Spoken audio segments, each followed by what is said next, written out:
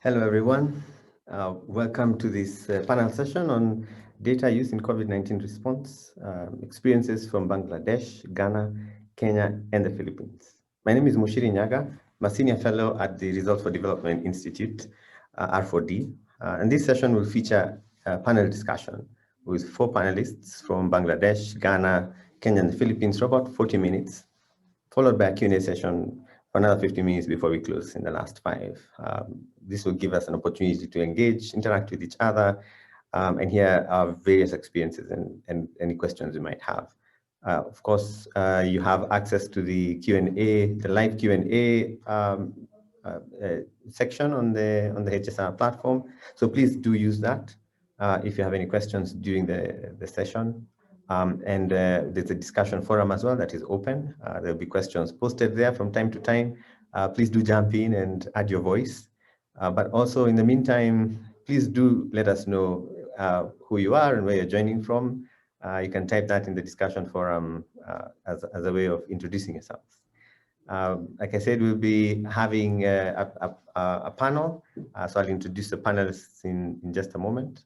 You might find a question in the discussion forum as we start. So please take advantage now to begin giving your views. If you were the head of the COVID response in your country, what data would you want available to help develop and monitor your response? So let us know what you think. Right. So for our panelists, I can only describe this panel as a panel of eminent practitioners from 4 countries. We're joined by Dr. Shada Hossein Mahmood. He's the Director General of the Health Economics Unit of the Ministry of Health and Family Welfare and Additional Secretary to the Government of Bangladesh. He's a focal point on UHC-related activities and is involved in Bangladesh's COVID-19 response. We're also joined by Dr. Anthony Adolfo-Fusu, who is the Deputy Director General of the Ghana Health Service. Before his current role, he was the Deputy Director in charge of IME at the Ghana Health Service and spearheaded the rollout of the DHIS2 platform in Ghana in 2012. We're also honored to have with us Dr. Isabella Maina, Head of Healthcare Financing at the Kenya Ministry of Health, and is the Joint Learning Network co-convener for the country. She's involved in Kenya's COVID-19 response and participates in the Intergovernmental Coordination Forum between the national and county governments. County governments in Kenya, the subnational governments. We're also joined by Dr. Mel Sanjilan, Medical Officer for the Philippines National Health Insurance Program, administered by the Philippine Health Insurance Corporation, otherwise known as PhilHealth. She's the technical lead for the development of COVID-19 benefit packages, and we shall hear from these 4 amazing people on their experiences and the lessons and insights they're learning in their countries. So we will, as we get started, I'm not sure, maybe I could check and see if we already have some interesting insights coming into our discussion forum. My colleague Ajoa is helping keep an eye on that and help me with my multitasking as we try and make sure that your voices, your thoughts are captured. So Ajoa, hi. How are you? Excellent. So anything we've seen so far? What are our responses? What are people saying about? We don't have any questions yet, but I think we'd encourage participants to even introduce themselves using the discussion board so that we know who is with us and where they are joining us from. Absolutely. It would be great to see the different countries represented, so please do jump in. The discussion forum, as you remember, is on the right-hand side of your HSR screen, so take advantage. Let's make good use of it. So just as we get started, I think it's important just to kind of get our framing in a few minutes. I think one of the things we can all agree is that the world was severely disrupted in 2020 when the COVID-19 pandemic spread across the globe. The global economy has been devastated, lives have been shattered, and even though vaccines are now available, the distribution remains slow, and significantly unequal. And for some parts of the world, availability of this vaccine is not expected until towards the end of 2021, and in some instances, within some countries, as late as 2022.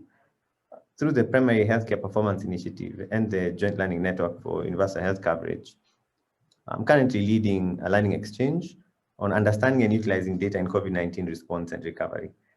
All of that is quite a mouthful.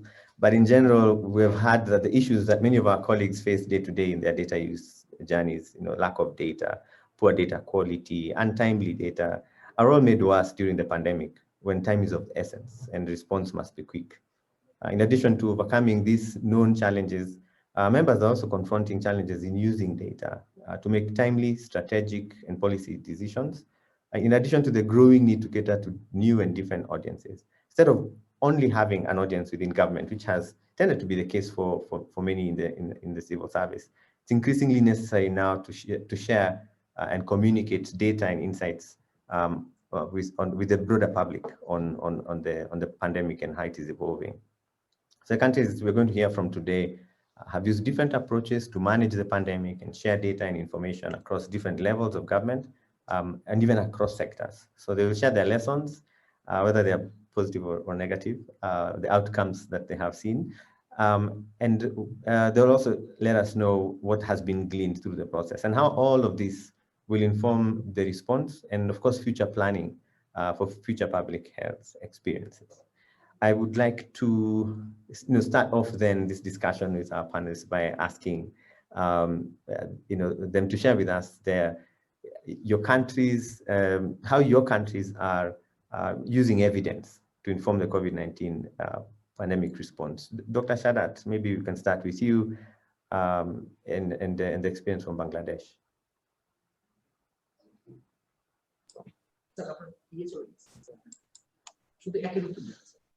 Okay, thank you. Actually, we are generating evidence on COVID-19 pandemic using special arrangement. Initially, this year, that is Institute of Epidemiology, Disease Control and Research, was given the responsibility to collect data, analyze data and response, as well as daily press briefing for COVID. Later on, this task has been shifted to MIS of Director General of Health Services, and they started collect and compile data. Based on the collected data, they generated evidence for planning to control the pandemic. A specific hotline number as well as mobile apps was introduced to gather evidence. There are about 7 committees formed to work for controlling the pandemic. The highest committee, led by the Honorable Minister of the Ministry of Health and Family Welfare, and this committee was consist of 42 members with the relevant ministries and development partners, professional bodies. Based on the evidence, at first the country identified high risk areas when there is limited community transmissions. Specific criteria were used to mark the zone in red, yellow, and green. Normally, where 40 COVID patients in every 100,000 people were found, that was marked as red, and when it is 39 to 5, it was yellow, and it is below 5, that is green. A specific protocol was announced for each zone for controlling the COVID, but this initiative was not a total success. So later on, generating more evidence, government took necessary steps to control public movement, as well as introduced more opportunity for test and treatment of COVID-19. A website is introduced where evidence related to COVID-19 is regularly updated and accessible to the general people and researchers. And this is the actions taken by the Bangladesh. And thank you.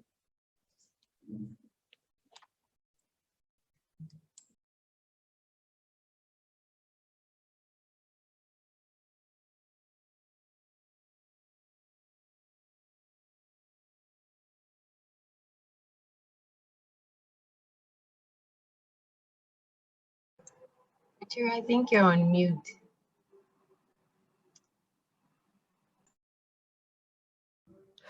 Thank you.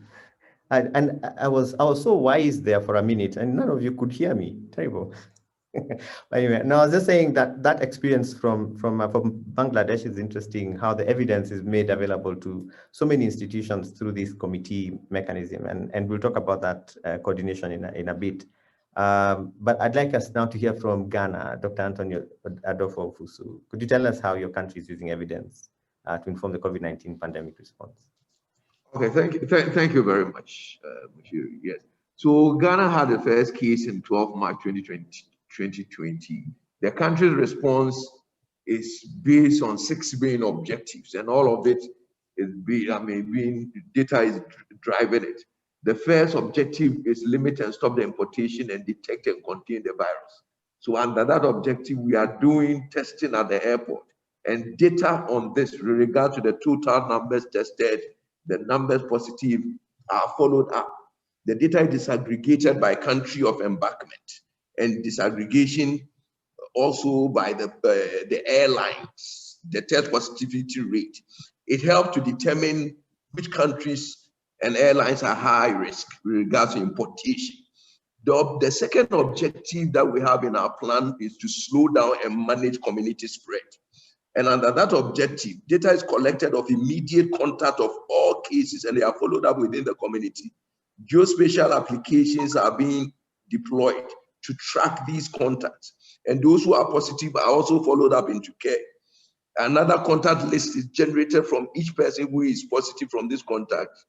We have a system, an electronic system called SOMAS, which is used to manage contact tracing and testing. I mean, there was an initial linkage of linking this to the geospatial app, but this has been sorted out. In the objective 3, we're trying to provide adequate medical and psychosocial care for the cases. On this one, data on care is disaggregated into severity of cases and the care that is needed. And the data that is collected informs a lot of decisions with regard to improving the overall infrastructure requirement, especially the numbers of critical care beds, oxygen availability, and health worker needs, and all that. And then in the objective 4, we have the objective of strengthening governance and coordination and accountability. Data with regard to daily cases and active cases are shared at weekly interministerial meetings held at the presidency, which is chaired by the president himself. And this is what informed the decision that the president makes in the speeches that he gives to the nation. He had done this 24 times. In objective 5, during the lockdown, I mean, we're trying to minimize the impact of COVID-19. Data from the social welfare identify vulnerable groups, and they were held. The objective 6, that looked at minimize impact, I mean, increasing domestic capacity and self-reliance. Local industries were identified from data from the Ministry of Trade and Industry, and they were supported and retooled to provide PPEs. So in brief, this I think is the way in which data are being used to support the COVID-19 pandemic response in Ghana. Over. Oh, thank you, Dr. Ofusu. This is quite interesting to hear how Ghana isolated very specific areas to use evidence to respond to. And I'm hoping later on we'll hear a little bit more about the sustainability element, that whole industry connection. Dr. Isabella Maina, how is Kenya using evidence? So thank you, Mushiri. Indeed, we've said that COVID disrupted the world. With this disruption, also essential health services were disrupted. So I'm going to share what Kenya did to ensure that we maintained, continuity of services. We got the first case on the 13th of March, 2020. So far, we have about 104,000 cases with about 1,800 deaths. A case fatality rate of 1.8%. You can imagine with the measures that were instituted, for example, lockdowns, this really affected continuity of care, access to essential health services in the country.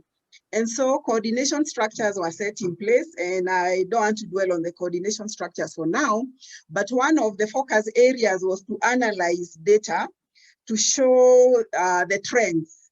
And what the country did was to analyze data from routine health information system, that is the district health information system, or what we call the Kenya Health Information System, basically on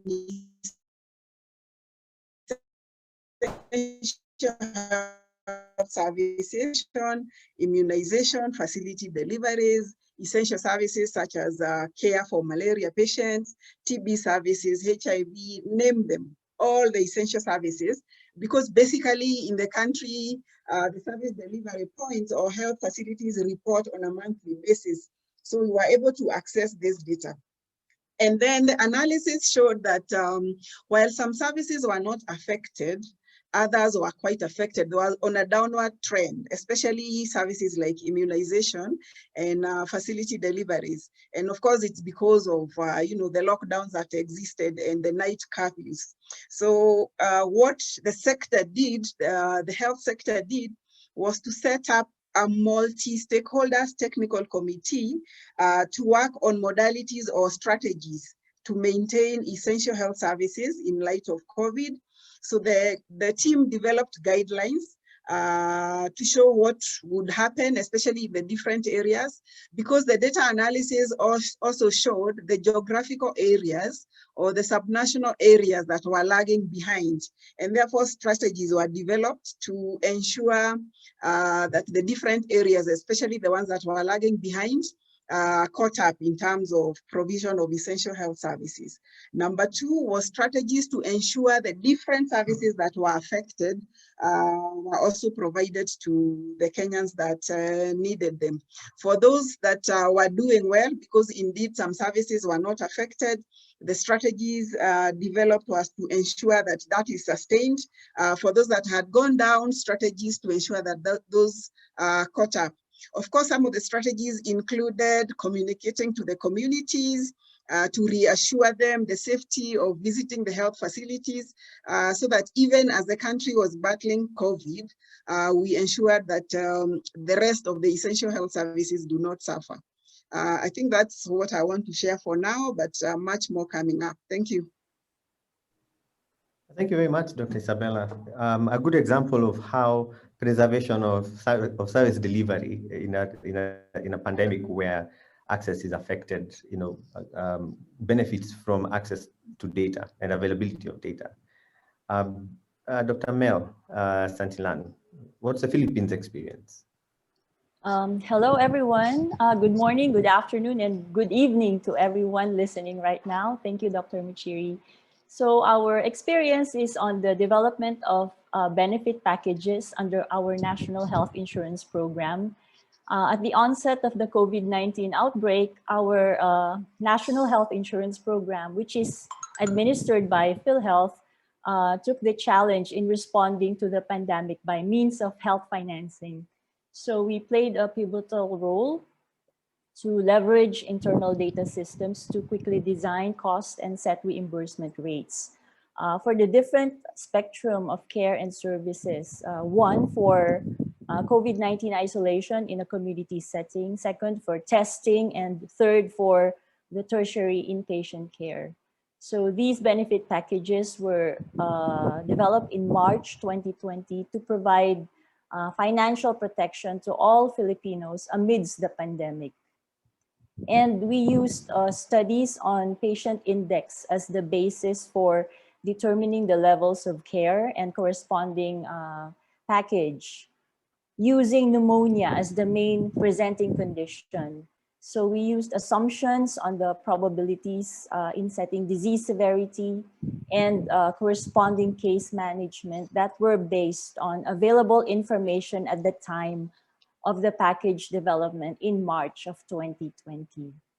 And the cost estimates for the COVID-19 inpatient package mostly covers pneumonia. And input items and services for inclusion in the respective benefit costing were based on the WHO guidelines and also the endorsement from our Ministry of Health's Health Technology Assessment Council, especially for the inclusion of off-label drugs and new technologies as in the input items. So from that, the unit cost used in the estimation were mostly derived from a survey that we did in 2017 for the costing of pneumonia. And we supplemented the data here that we got by a canvas of market prices from different providers and suppliers for cost items that were not included in 2017 survey. And the applicable fees and charges were determined using lower end average and median values. And we also inquired with key informants, facilities, and suppliers. But we update cost data to reflect the current market conditions. So the applicable market fees and charges from actual providers in the market who operate a scale were used when available. And price data were obtained only from accredited providers of COVID-19 services. So for defining the quality of care, we used regulatory proxies such that only those who are licensed, certified, and accredited were the ones that provided data to us.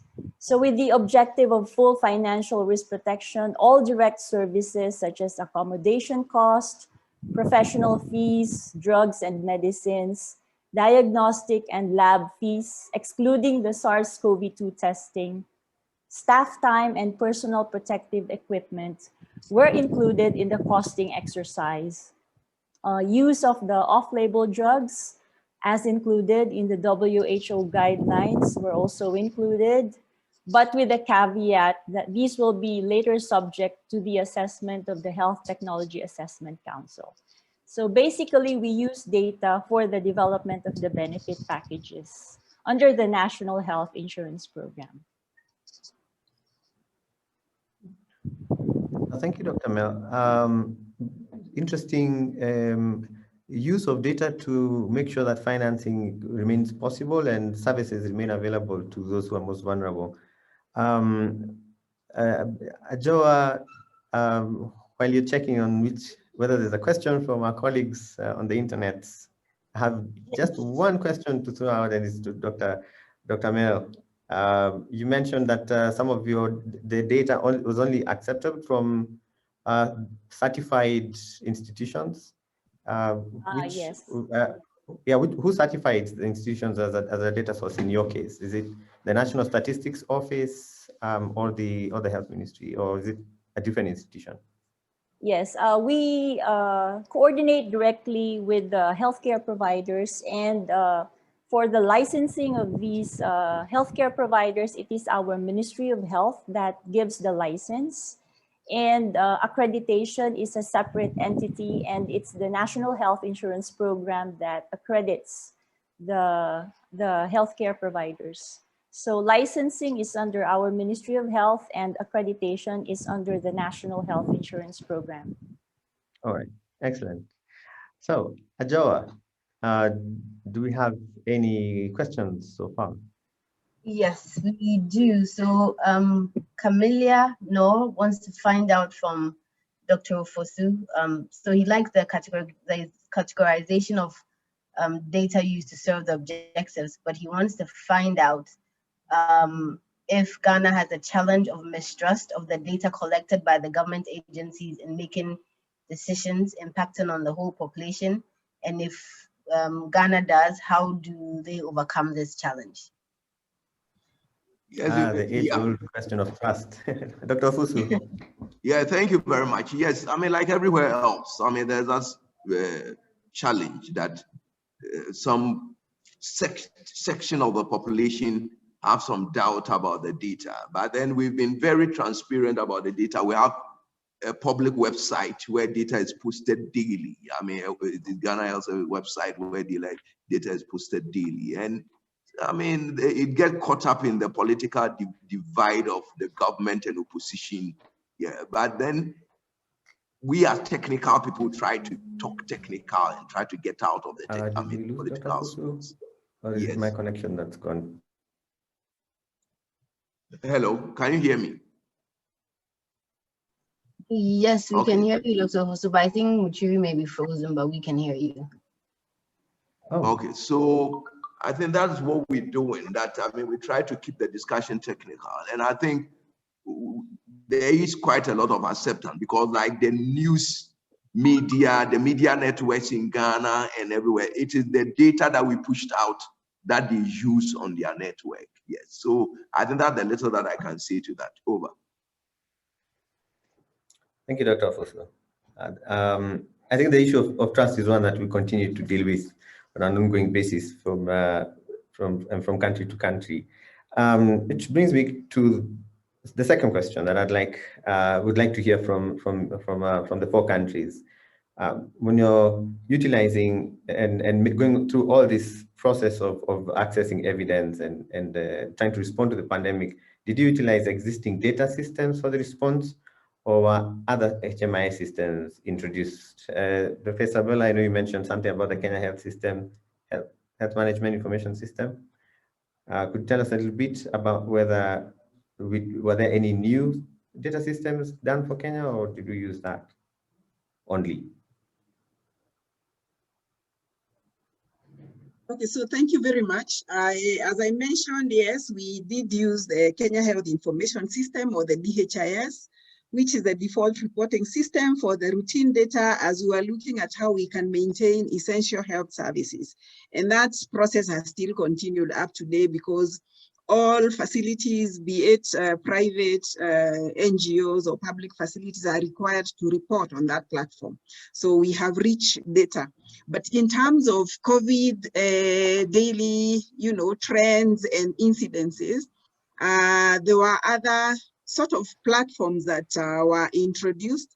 And this is basically using the mobile phones, using internet to send the data to Emergency Operation Center, which sort of consolidates, because the pandemic is still on, consolidates the data for the country on a daily basis, be it data from the labs, those who have tested either negative or positive, the data from the health facilities for the ones, on the different status, for example, the ones on oxygen, the ones who are stable. So that data is pushed to one station, the Emergency Operation Center, where it is analyzed and then released to the public. We also had other innovations, for example, what we call the Jitenge system. When the cases increased and it became apparent that the mild cases or the asymptomatic cases could isolate at home, then there was need to have a platform where the data for such would be captured. And then we had what we call Jitenge, and that translates to English to mean self-isolate. So there's a platform where people, fill in the vitals. For example, every day, if I'm self-isolating, I'm able to tell the temperature and fill in and push in to the system within the ministry. So it was a mix of using the existing data system, but also coming up with innovations to ensure that we do not leave anyone behind in terms of data. Thank you very much.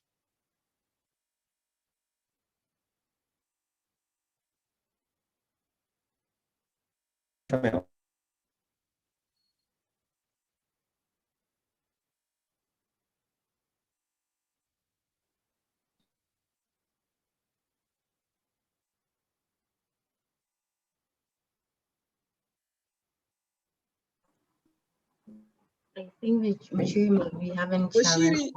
I am done. We can't hear you.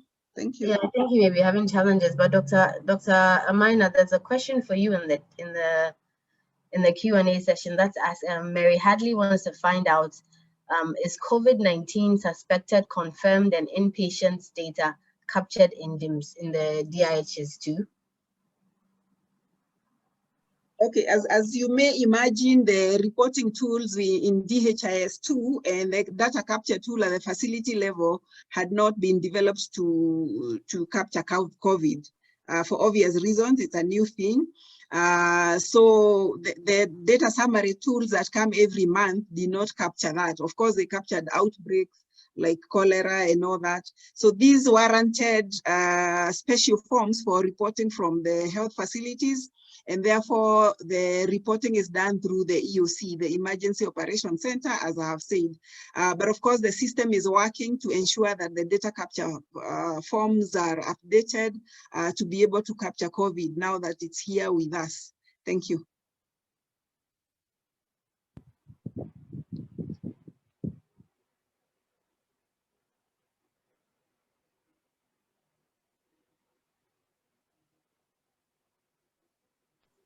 Dr. Mushiri is having challenges on his end connecting, and so I am the backup moderator. And sorry, I didn't introduce myself earlier. My name is Agnes Munywa.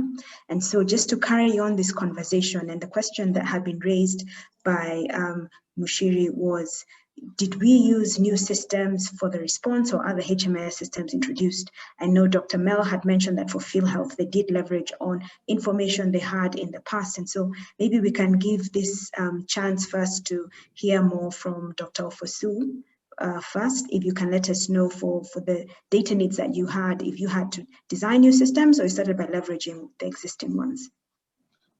Thank you very much. In Ghana, we have the DHIS2 nationwide for aggregated data, and it's being used extensively. And we could have used that, because the e-tracker version of it was available, but for some reason, the surveillance group, a whole lot of systems have been deployed, and they continue to be deployed. So there are systems for the geospatial mapping of the contacts for tracing. There's the SOMAS, that's a surveillance tool that is used to track the cases and the outcomes. And then there's a system at the airports for picking up passengers who are tested and are positive. Yes, and there are a lot of vendors trying to use influence to introduce all sorts of applications. Most of them, but what we're trying to do is try to create integration, between them. So for example, the geospatial app had been connected to the SOMAS so that the contacts from the geospatial app, when they are positive, can be traced within the SOMAS to do the heat maps. And then also, within the DHIS2, we've created dashboards for COVID, aggregated data from the SOMAS, because the SOMAS is an individual level data. So the aggregated data can be visualized within the DHIS2. And then there are other visualizers that we use on the public access website. So quite a lot of applications have been deployed apart from the existing ones. Over. Thank you, Dr. Ofosu. I'm going to come back to you so that you can just let us speak a bit more about your integration between COSMAS and DHIS2. So maybe as you're thinking about that and the work that you're doing to integrate these different platforms, to make sure that we have an integrated and good quality data that everyone trusts. So I'll let you think about that question. And in the meantime, maybe we can hear from Dr. Shadat, and you can let us know what you are using, particularly as you talked about this information for zoning in Bangladesh. Okay, thank you. Earlier I mentioned that we have special arrangement for COVID-19 response in addition to our existing HMIS. As usual, HMIS system is under the Director General of Health, but initially the data collection and evidence gathering process was under IDCR. So IDCR introduced their own HMIS system for COVID-19. Data was collected through separate telephone and email through a specific format, which was prepared by the IDCR. Later on, the task shifted to DG Health, and they created different cell to collect and monitor the data regarding COVID in addition to existing HMS. So we have introduced something more to collect data for COVID-19 response. Thank you.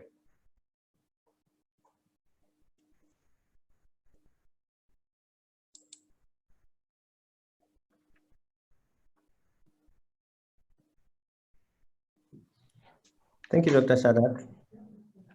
Apologies, everyone. Apparently the sacrifices I made to the internet gods were not accepted.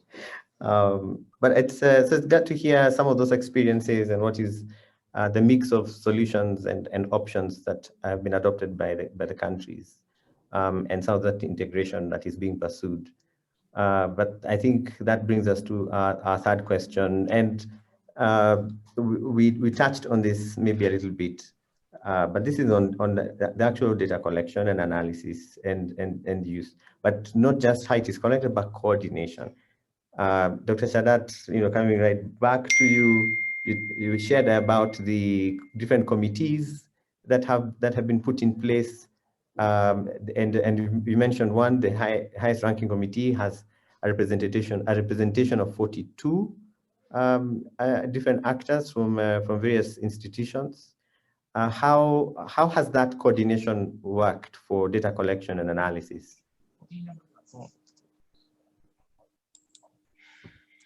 Okay, thank you.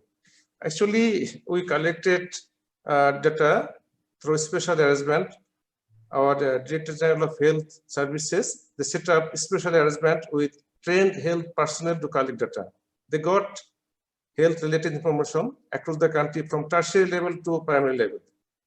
And through this, they made a report, and that is sent to the Central Committee. And Central Committee is headed by the Minister of the Ministry of Health and Family Welfare. And also our Prime Minister was very much interested to oversee the proposal. And so she gives her opinion first, and based on her opinion, the Central Committee make their approval of the proposals, and later on those proposals was executed. Actually, I have mentioned earlier that the Central Committee was composed of 42 members. They are from all segments of the society, and where the educationists, our development partners, and health-related stakeholders were on board. And the relevant ministries representation was there. In our country, Health Ministry, there is another 13 ministries and divisions are related to Health Ministry. So each of the ministry and divisions were given the opportunity to represent in the state committee. So based on this information, I think all the relevant stakeholders have opportunity to give their feedbacks, and based on those, our government has taken the programs as required. Thanks. Excellent. Dr. Mel, how is Philippines coordinating? Yes, so for the National Health Insurance Program, we coordinate directly with mostly with the healthcare providers, with limited coordination with other agencies, because we reimburse the services provided by the healthcare providers. So we used our existing electronic claim submission for gathering cost data. And these were analyzed using traditional modes for the development of and costing of the benefit packages. But for the interagency coordination, so COVID-19 related data are shared among government agencies through an existing data sharing system. And these data on COVID-19 cases and health system capacity were analyzed at the local and national levels. However, most of the data on COVID-19 cases and health system capacity are collected, stored, and analyzed at the national level. And this was made possible by the rollout of a system which we call COVID Kaya, which is a digital case and contact reporting platform, which expanded the Philippines' COVID-19 information system. And the data collected through this platform has been instrumental in providing relevant and up-to-date data to inform decision-making.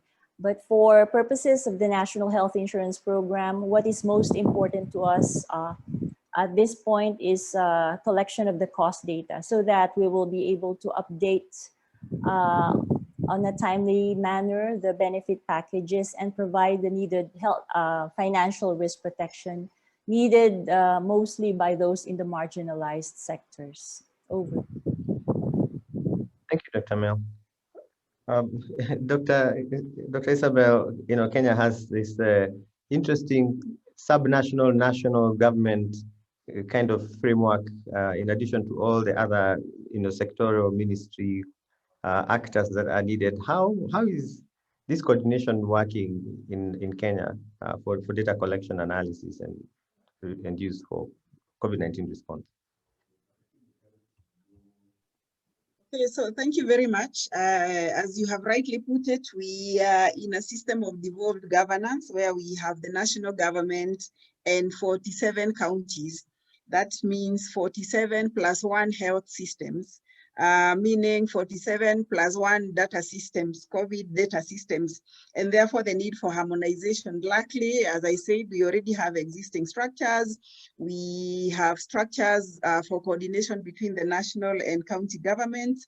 Data is pushed from all health facilities through the DHIS for the routine information system. Now, for COVID, as I had said earlier, from the different health facilities, it was pushed through, or it is still pushed through the Public Health Emergency Operation Center, then analyzed and pushed out to the stakeholders through the website, through the daily briefings.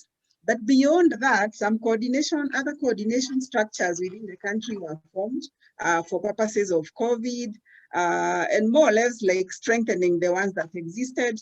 We have a national team that is led by the leadership of the country, comprising of membership from different ministries, for example, transport, Ministry of Security, Foreign Affairs. You can imagine we had the flights cancellation, so very important for that, who are also fed by the data from the grassroots, just in case the leadership wants to communicate or make any decision regarding COVID. Below that, we have the National COVID Response Task Force, which is more now of the health sector, chaired by the leadership of the Ministry of Health, comprising other stakeholders working in health, under which we have different subcommittees, one of them being the one for maintaining essential health services, as I had alluded earlier. Others including mobilization of resources, issues of lab capacity, issues of training HR, because in light of COVID, there was a lot of training that needed to be done, issues of surveillance and all that. So we really have technical committees under the national response committees, and each of those uses data that exists within the system. Thank you very much. Well, thank you. Are these committees multi-stakeholder as well as the other ones you mentioned earlier? Yes. All right. Yes, the committees are multi-stakeholders. They have membership from the Ministry of Health, the rest of the government line ministries. They have membership from the counties at a subnational level, from the private sector, from the civil society organizations and partners working in health. Thank you. Excellent. Dr. Ofusu, what does this coordination look like in Ghana across multiple sectors and industries? Yeah, thank you very much. In terms of coordination for data on COVID, it's basically more of the health coordination. I mean, the Ministry of Health with other partners have seen the challenge of bringing together data from the disparate systems that we have, as I described, the geospatial system, the surveillance system of the SOMA, the DHIS2, the clinical dashboards. So then the National Information Monitoring and Evaluation Reference Group was reconvened. I mean, it had been dormant for a while.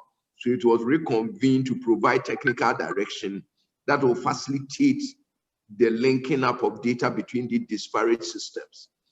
So the decision taken was to link up the SOMAS and the DHIS2, which is widely used. And this process is being supported by the accelerator projects funded by USAID. The technical team was to ensure that data on COVID-19 can be visualized on dashboards within the DHIS2 and then can be visualized in the public access dashboard. The integration between the geospatial system for contact tracing and the SOMAS, the surveillance system, has been completed.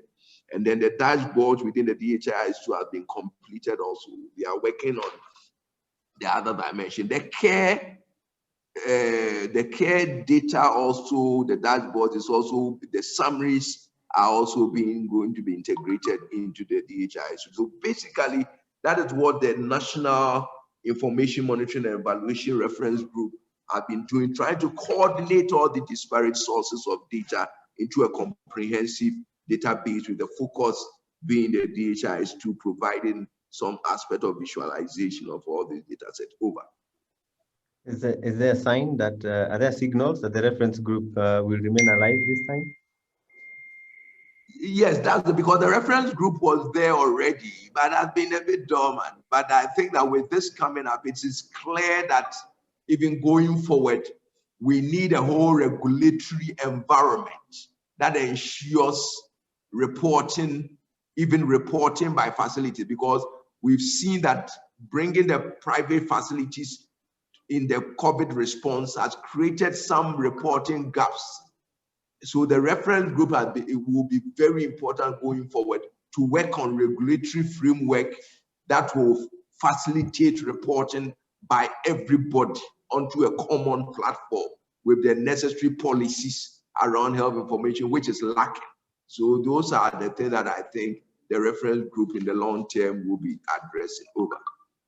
Excellent. So that brings us to my last question of the day, which is exactly on this. I'm glad to hear, that there are intentions, coming out of Ghana to keep that specific mechanism alive.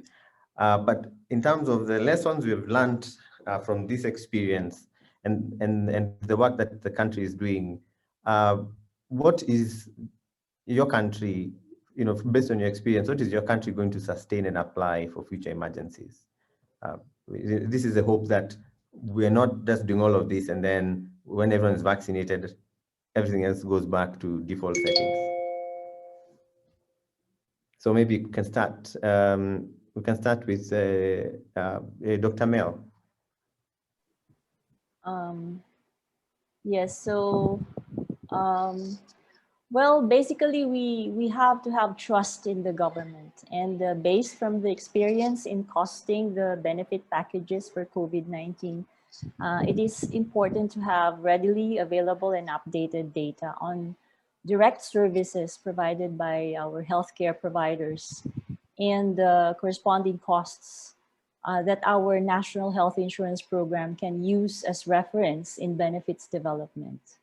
And second, it is necessary to build partnerships with both private and public sector to share medical and health data, as these are the foundation of costing and developing benefit packages. And lastly, we see that our internal capacity and expertise on costing of healthcare services, as well as analysis of big data, should be expanded and supported.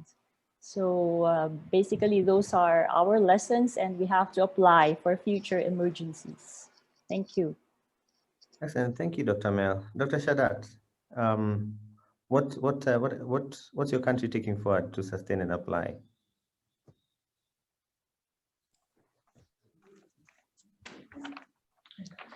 Okay, thank you. Actually,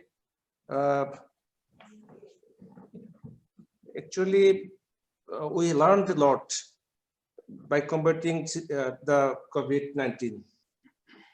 And to my understanding and realization, the main issues of our learning is that we need increased laboratory capacity to combat such a very pandemic situation. And we also need increased surveillance capacity. Earlier, we faced a lot of problems because of less surveillance capacity. We need increased multi-sectoral coordination. That is also mentioned by a lot of partners. And also we need engage private sector more efficiently. And from our understanding and realization that earlier Bangladesh faced a lot of problems because private sector was not efficiently involved in combating the COVID-19 situation. So their engagement is very much needed. And Thank you, Dr. Shadat. That's really, really enlightening. Yes, Dr. Fosu, I know we came to the end of your intervention earlier with this whole conversation around the reference group, and then keeping that alive going forward. Is there any other any other experience from Ghana that the country will be sustaining and applying for future emergencies? Yeah, I think one of the things that we've really learned is that it is best to enhance already existing systems to handle data. And in fact, in the COVID vaccine rollout, we've gone back to using the DHISU tracker to do that, because that's what we found, that it is best to use the existing systems because you have the internal capacity and it's better. And if there's a need to introduce new systems for some reason, it is important to ensure interoperability between the new system and the already existing systems. That is key, that right from the word go, the new one, for whatever gap you see that you want to introduce, should be made interoperable with the existing ones. And then also transparency and accountability of data is key to foster trust and cooperation from the public. And that's one of the critical lessons that we've seen, that you need to be upfront about the data, put it out. If it is the cases, if it's the death, let it be there on a continuous basis and engage the major stakeholders and the media. I mean, yes, and once you create that one, then you get a buy-in for the preventive and other things, protocols that you want to implement. Over. Excellent. Thank you, Dr. Fosu. Dr. Isabella? Thank you very much. I speak last, the risk of repeating, but let me say, emphasize use of existing data structures, a very critical lesson that we have learned, strengthening the already existing structures, while also encouraging more innovations in light of the digital revolution happening globally. Number two is multi-sectoral approach and ensuring that the setup coordination structures continue existing and that we work together with all stakeholders on the basis of consultation, cooperation, and consensus building. Because alone as a government or Ministry of Health, we would not make it without the rest of the stakeholders. The other very vital thing for data is clear data governance structures, including legal or regulatory frameworks, policies for data, strategies. And in the country, for example, we have the e-health strategy guidelines that talk about interoperability of systems into the default reporting system that is DHIS and the others. The other one that I want to emphasize is government stewardship. As much as we are working in a sector with many stakeholders, stewardship by the government is very critical. And of course, analysis and giving feedback to the people. The data systems can only be strong as long as information is being used. And the users are out there, starting from the community, the politicians, the leaders, the technical people, and even the people in the panel today and those who are listening to us. Thank you very much, Mushiri. Thank you, Dr. Isabel. There are, I mean, quite some issues and lessons here that resonate with what we're also hearing in other spaces, including the Joint Learning Network PCPI group on data that I facilitate. So this has been extremely enlightening, and I'd like to thank every one of you for being available to share your insights and experiences from your countries. So Ghana, Philippines, Kenya, and Bangladesh. Thank you very much. And I'd like to open this up for more questions from participants. Ajoa, anything yet? Do we have questions? Anyone jumping in? Yes, so we had a question from Camelia about the regulatory framework based on which integration of the data systems were coordinated. I think the suspicion is that it would be difficult to implement integration and coordination of data use during this pandemic. And Dr. Fosu touched a bit on that in his response to one of your your question. So maybe we can, if Dr. Fosu can maybe expand on the regulatory framework decision that he talked about, then we can have Dr. Shadat, Dr. Mana, and Dr. Santilan also talk about the regulatory framework in their countries as well. Thank you. Dr. Fosu? Okay, thank you very much for the listen. I think critically, I mean, the key issues around data is that it needs to be bounded by some policies. I mean, the health information policy, for example, and then the regulations that will compel like private providers to also provide data. Because without that one, the data will not be complete, especially in the scenario where you have multiple players in the health. You need some regulators that enforces reporting of data within the environment. And I think that's something that needs to be addressed. And then the stewardship of the government is critical, because the bottom line is, so the Ministry of Health need to have a coordination mechanism that brings all these various players in the health sector together as a comprehensive design to coordinate issues around data for decision making. And I think that's something that within our country, we are trying to use what we call the National Monitoring and Information Monitoring Evaluation Reference Group, which is a multi-stakeholder group of all these service providers to try and sort this thing out. Over. Thank you. Thank you. Dr. Shadat?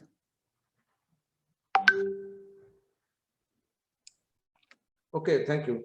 Actually, I strongly agree with the proposal of Dr. Kamalia.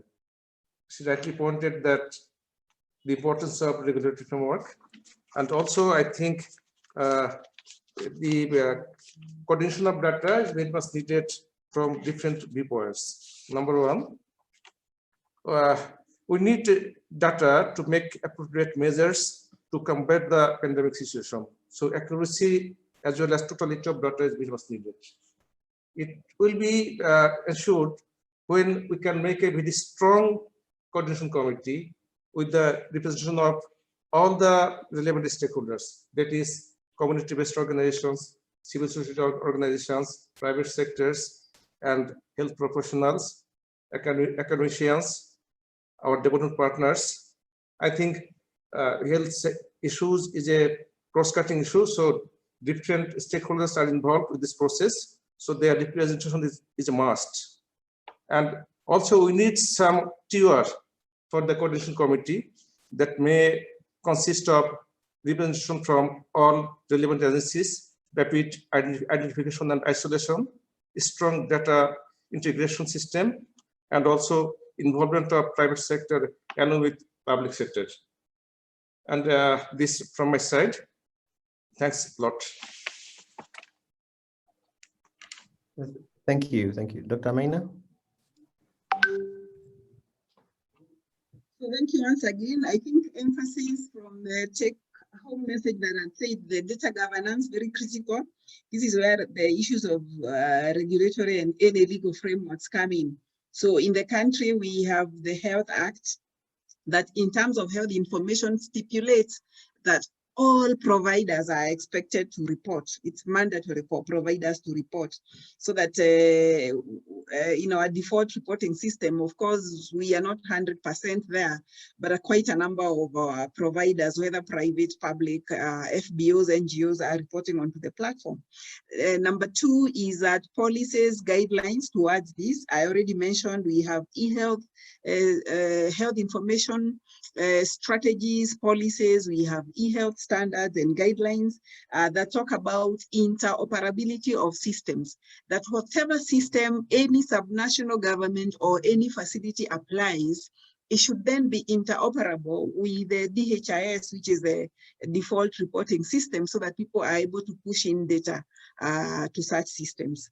So yes, we have the guiding frameworks, we have the existing structures that I had mentioned before, and we have the necessary legal framework. Perhaps the gap, mainly in Kenya and many other places, is the enforcement of the existing frameworks. Thank you. Thank you, Dr. Maina. That enforcement gap sometimes shows itself up when we have the language that says people must, but no language that speaks to sanctions if you don't. Right? Dr. Mel, what's the situation in Philippines on this integration of data systems and enforcement?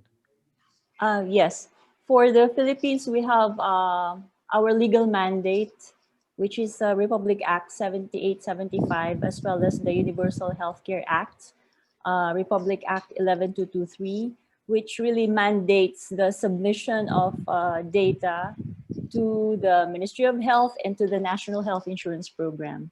We also have the Philippine Health Information Exchange, which serves as our framework to allow integration of data collected from the various sectors, both public and government. So I guess this is really a challenge for us because these frameworks are works in progress. We have to really enforce them and really gather robust data. As of now, not all agencies submit data, but we encourage them. We have this Data Privacy Act, which really limits some sort of data sharing if there are patient identifiers, but it also has its advantages.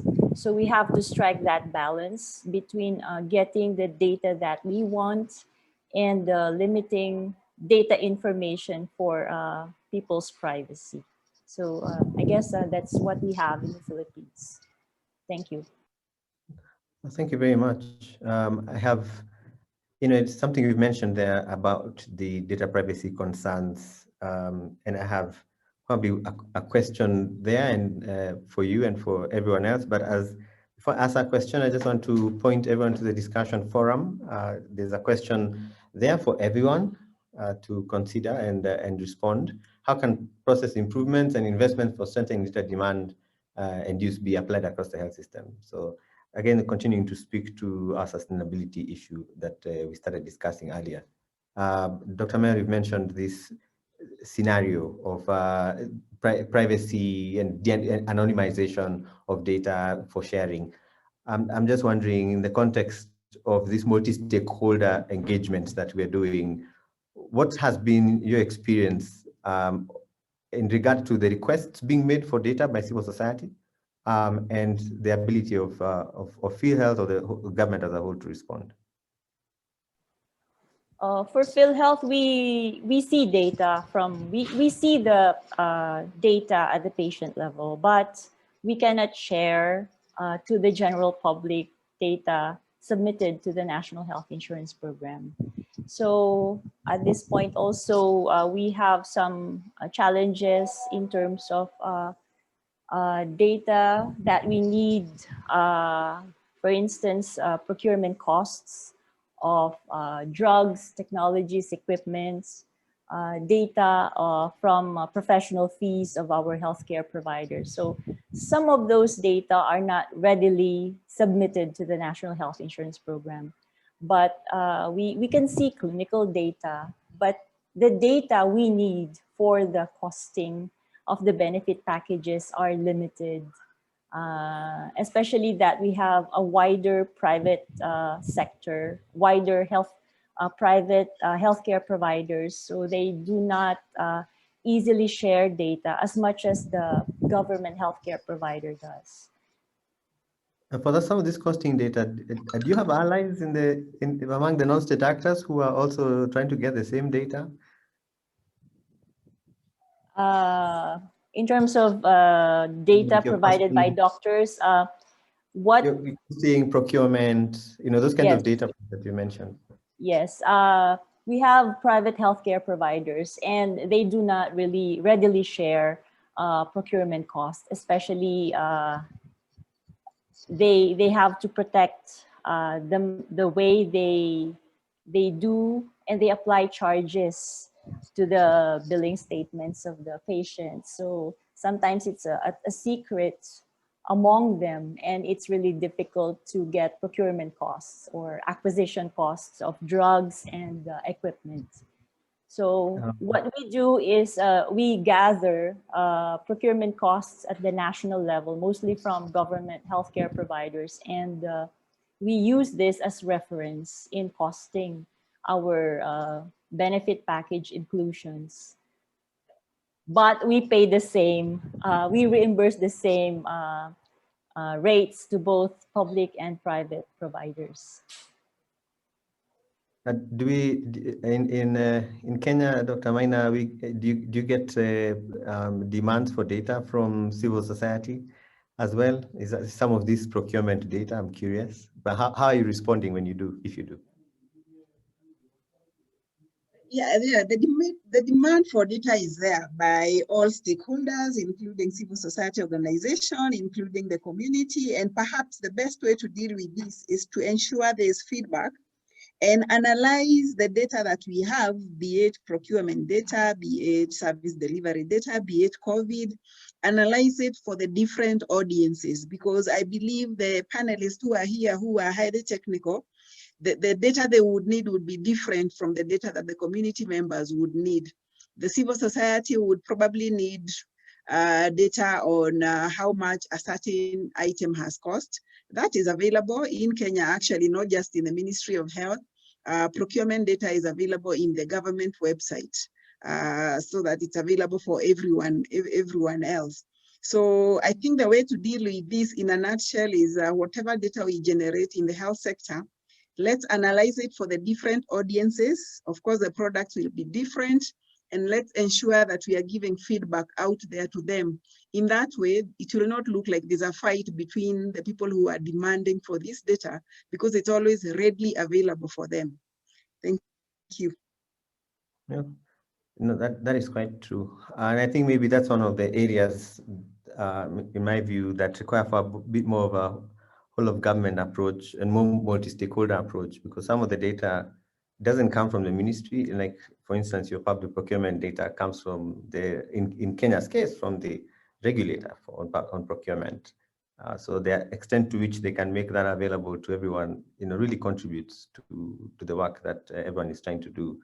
That is really probably one of the biggest takeaways I've had today. The level of multi-sectoral coordination that is required, the multi-stakeholderism, it seems like a really strong cross-cutting experience from all four countries. There've been a number of other key takeaways as we wrap up, which I'd probably just like to highlight. And if you have other takeaways that have been strong for you, please do put them in the discussion forum section of the HSR platform. Key takeaways, probably if I could say, what came through is the whole idea of setting clear objectives and determining what data is needed, and at what level in order to have access to it and respond. Bangladesh with the 7 committees and the central committee, and of course Ghana with the various examples that have come from that, the reference group, and Kenya's work around continuity of essential services. All this, even the Philippines example from Field Health, have kind of spoken to that need to set clear objectives and then work from there. It really seems like has been a very useful approach for the Philippines, because you've been able to know exactly what kind of data you need for your benefits packages and then go after it. One other key takeaway is start with what you have. DHIS in Kenya and Ghana very present and quite useful. And of course, that whole idea of strengthening existing systems, leveraging what you have, and then only introducing new systems if you must, I think has been a very strong